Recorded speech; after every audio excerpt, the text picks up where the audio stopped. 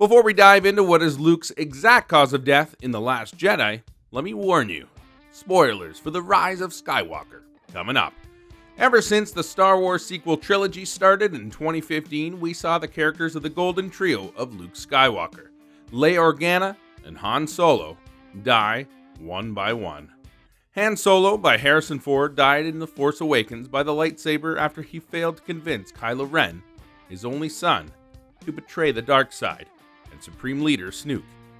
Luke Skywalker, played by Mark Hamill, also died in The Last Jedi, trying to stop Kylo Ren during the First Order and Resistance Forces battle. But he didn't die normally.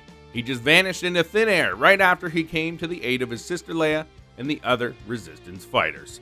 But the mystery of the galaxy's greatest hero's death is now revealed, thanks to Star Wars: The Rise of Skywalker. Just to brush up your memory, let us go through the events that led to Luke Skywalker's death.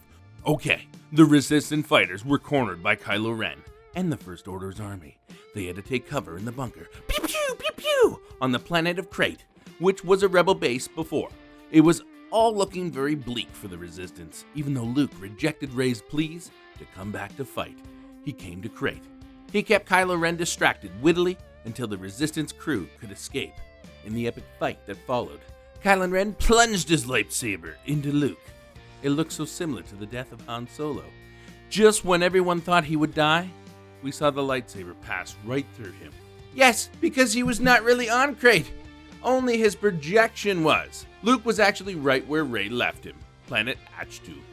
But that wasn't it. Luke dissipated seemingly into thin air, possibly from the exhaustion of the illusion. He seemed to have vanished into the Force itself. Remember Falanasi? It's a religious order that appeared first in the Star Wars, the Black Fleet Crisis trilogy. Luke's ability to make projection using the Force is based on a doppelganger technique that was written in their ancient text. But these stories have been decanonized after the Star Wars universe was explained to Star Wars Legends. But according to the visual dictionary, in the monumental Last Jedi scene, we see Luke make an illusion of himself that is able to be seen and heard. It was also so perfect that it wasn't even distinguishable from the real Luke. But Falanasi's simul-futurist technique doesn't allow the wielder to physically move objects. Extreme concentration and focus from Luke, and his presence existing only in the Force, is what allowed him to bridge incredible distances.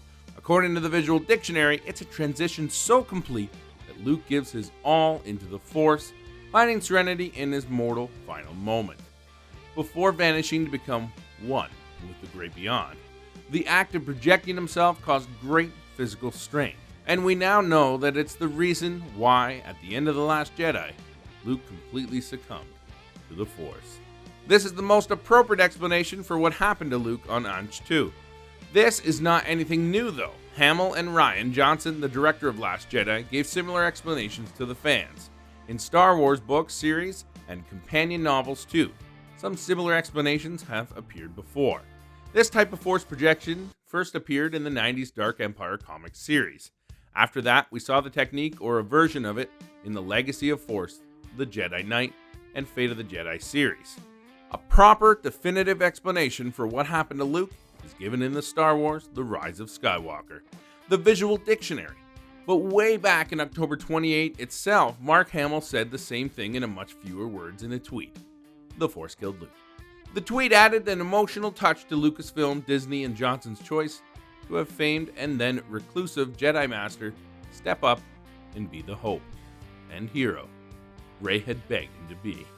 Initially, some fans didn't like how Luke was portrayed in The Last Jedi, but Hamill's tweet has helped people understand the character better. It explains why Luke didn't want to return to the fight and get in touch with his power again. Whoever does it, dealing in the Force, light or dark, has its consequences.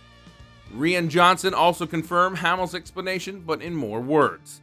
He told Huffington Post, "I don't want to get too explicit, because I like people being able to have their own interpretations, but I definitely think the act of what he does at the end literally just takes everything out of him. The bittersweet end is what led Luke's appearance as Force Ghost in Rise of Skywalker. As we can see, even though many people use different words to explain it, it is all the same theory. Star Wars: The Rise of Skywalker. The visual dictionary has just put it in clear and explicit terms. Hope you enjoyed the video. What do you think about Luke's end in The Last Jedi? Let us know in the comments below. Smash that like button. And make sure you subscribe for more awesome content from Animated Times.